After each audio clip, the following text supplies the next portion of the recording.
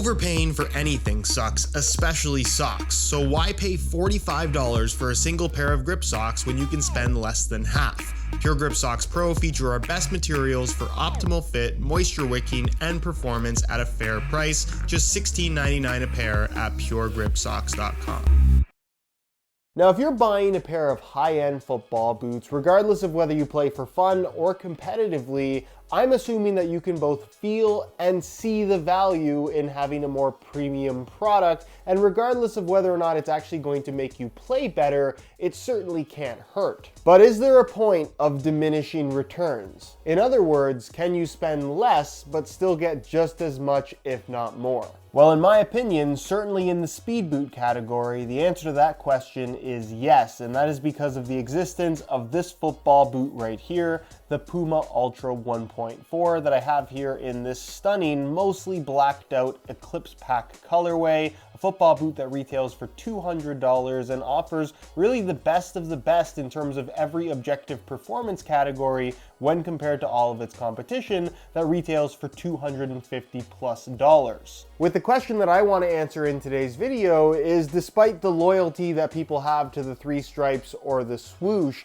is it actually worth $50+ more to buy these over the Puma alternative?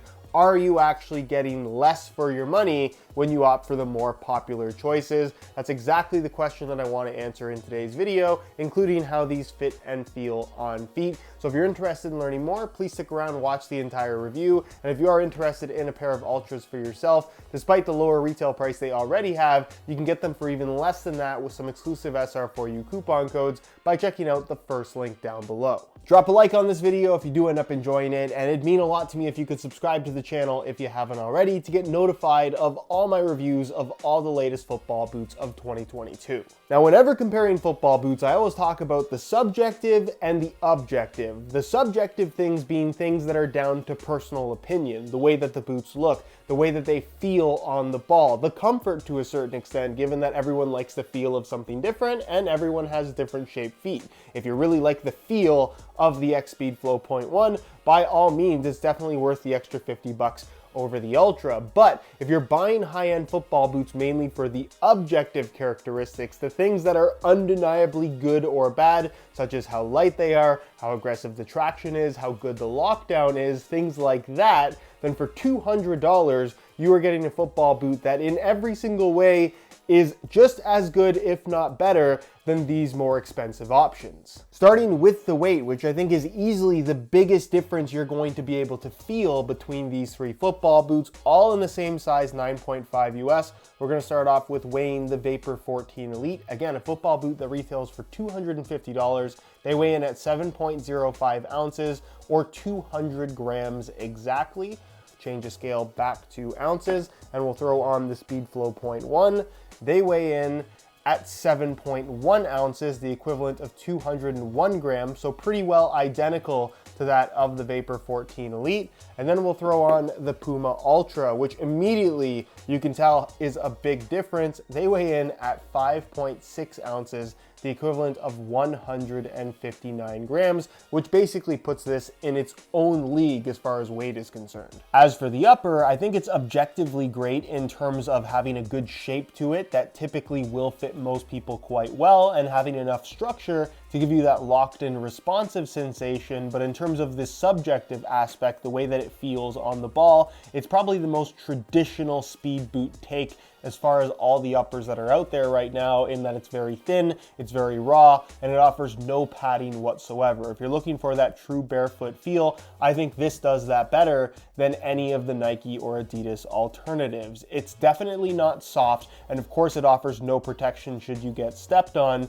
but it has that super pingy, very connected sensation on the ball, and this Matrix Evo material, even with its translucent bits, does feel remarkably sturdy in that it's not overstretching and it's not feeling flimsy on your feet. With the laces tied tight, these boots feel very, very secure. And also, given how thin they are, I think it's really impressive how comfortable they feel. Although again, that's something that will vary a lot from person to person, depending on how well these fit your feet specifically. Another subjective element that kind of separates the Ultra from its competition is the Grip Control Pro coating that you have on the surface of the upper. That might not not feel like much to the touch, but against the ball, it does provide a significant amount of additional grip that you don't get with the Adidas or Nike alternatives. Again, totally down to personal preference, but if you like that slightly sticky feel on the ball, you do get that from the Ultra. Despite its very lightweight construction, the boot is remarkably comfortable through the heel, where typically when boots get this lightweight, that's where the comfort tends to suffer. It's a traditional low-cut construction lined with a knitted material along the edges. You have an external heel counter. The back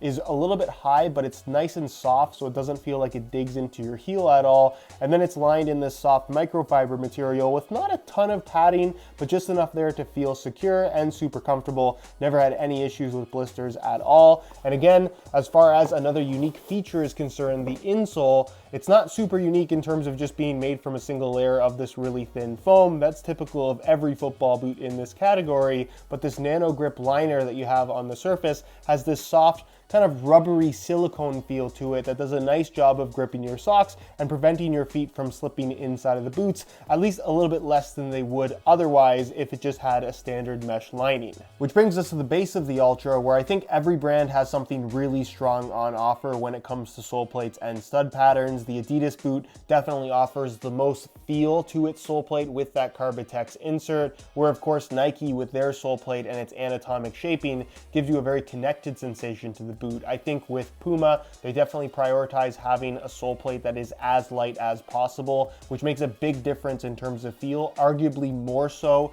than the other two. So again, it does kind of depend on what you're looking for, but despite how lightweight it is, it still has that little bit of a spring back effect, and it feels nice and sturdy through the midfoot and heel as you would want it to be. And as far as the stud pattern is concerned, it's pretty Mercurial-esque in terms of having these bladed chevron studs in the forefoot and then bladed studs pretty much everywhere else. It's really hard to separate all the football boots in the speed category when it comes to traction with their firm ground stud patterns. These are pretty much as aggressive as anything. However, and this is something I've talked about recently in videos, Puma does label this as FGAG, although personally, I would not recommend this for use on artificial grass. I think the studs are too long, they're certainly too grippy, and they do pose an increased risk of injury on a pitch as abrasive as artificial grass can be. If you're buying a pair of Puma Ultras, I would strongly recommend wearing them exclusively on firm natural grass. As for the fit and feel on feet, again, this is totally subjective, where you might prefer the feel of the Ultra, you might prefer the feel of the Mercurials. It's totally down to personal preference and the specific shape of your feet.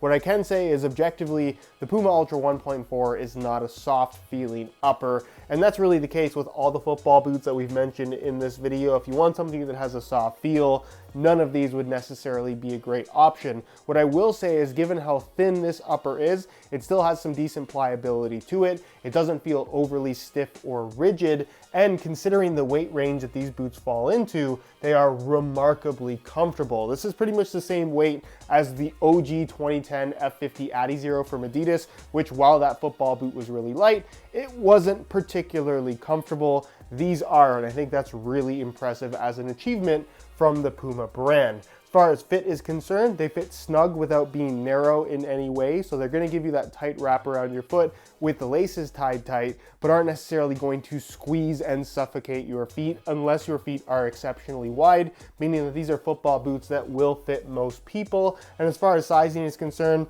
I'm wearing these in my usual size 9.5 US, and the fit and the length is perfect. So if you're looking to get a pair for yourself, I would strongly recommend going true to size in order to achieve the best possible fit. So, in conclusion, is the $250 price tag of the Mercurials or the Speedflows worth it over the $200 price tag of the Ultra 1.4? Well, subjectively, maybe. Objectively, I would argue no. There is not a bad choice between these three, so don't get me wrong on that. These two are excellent football boots, but if you're just after what makes a speed boot really good, there's an argument to be made that the Puma Ultra 1.4 does that better than these two at a price tag that is significantly lower. So depending on what you value in a pair of football boots, certainly football boots in the speed category, if you're looking for the best possible quality for the least amount of money, the Puma Ultra 1.4 is the way to go.